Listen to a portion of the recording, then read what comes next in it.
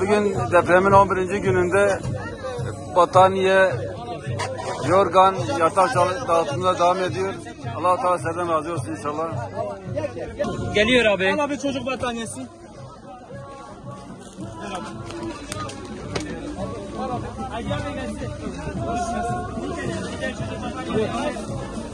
Sıra çok. Al abi. Bir kere battaniye ver abi. Çocuk mu?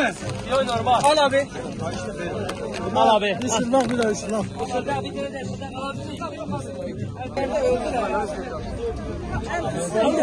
Ama bu da öyle.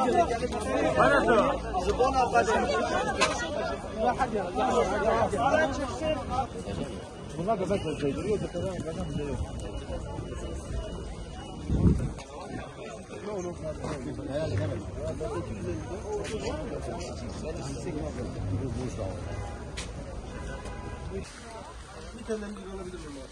Hayırseverlerimizin gönderdiği malzemelerdir. Allah-u Teala sizden razı olsun inşallah. 5 numara bez ver abi.